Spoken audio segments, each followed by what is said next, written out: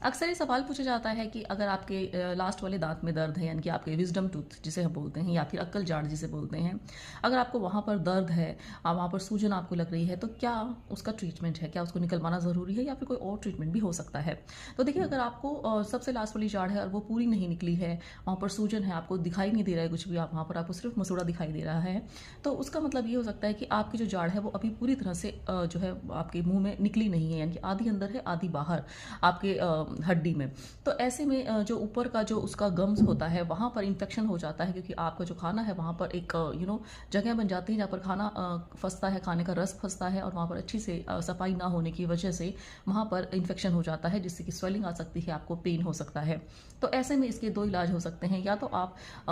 वहाँ पर आप सफाई रखेंगे और वहाँ पर डॉक्टर से आप सफाई करवा लेंगे और फिर उसके बाद दवाइयाँ डॉक्टर देंगे और वहाँ पर वो इन्फेक्शन सबसाइड कर जाएगा और हम इंतजार करेंगे कि आपकी जाड़ जो है पूरी तरह से निकल जाए। कई बार जाड़ निकलने की जगह नहीं होती है आपके मुंह में, तो ऐसे में जो जाड़ है वो इम्पैक्टेड होती है, यानी कि उसको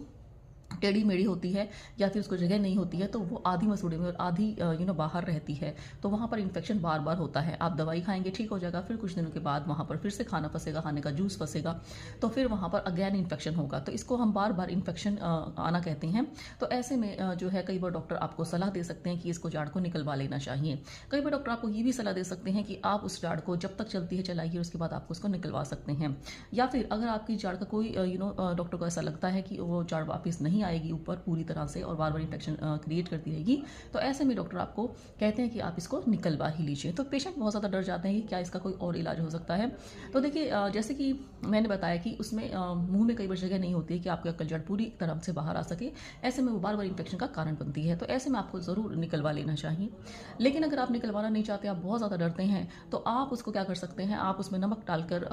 गुनगुने पानी में कुल्ले कर सकते हैं ताकि वहाँ इन्फेक्शन ना बने। आप उसमें सफाई का खास ध्यान रख सकते हैं, जब भी कुछ खाएं आप कुल्ला कर सकते हैं। आप सुबह शाम ब्रश कर सकते हैं और सुबह आप खाने से के बाद ब्रश करेंगे, ताकि आपका जो है मुंह ज़्यादा देर तक साफ रहेगा। अगर आप खाना खाने से पहले ब्रश कर लेंगे फिर खाना खा लेंगे तो फिर उसका कोई फ़ायदा नहीं है, फिर वहाँ पर आपका खाना वहाँ फंसा रह सकता है, खाने का जूस जो है वो फंसा रह सकता है और वो इन्फेक्शन का कारण बन सकता है। तो अगर आप ये प्रोटोकॉल फॉलो कर सकते हैं, जैसे कि आप माउथ वॉश डेली यूज़ करिए, आप वहाँ पर गुनगुने पानी में नमक डालकर कुल्ले करिए,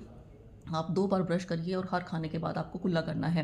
नॉर्मल पानी से भी कर सकते हैं और नमक डालकर पानी के कुल्ले जो है अलग कर सकते हैं। अगर आप ये प्रोटोकॉल फॉलो कर सकते हैं, तो आप जो है रिकरेंट इन्फेक्शन यानी कि बार बार इन्फेक्शन होने से बच सकते हैं और आपको दांत निकलवाने की ज़रूरत नहीं पड़ेगी। लेकिन जो है ज़्यादातर पेशेंट ये सब प्रोटोकॉल फॉलो नहीं कर पाते हैं, वहाँ पर बार बार इन्फेक्शन होता है। तो ऐसे में अगर डॉक्टर एक्सरे देख कर ये बताते हैं कि ये जो है पूरी तरह से मुंह में नहीं इरेक्ट होगी दांत, यानी कि आपका दांत जो है पूरी तरह से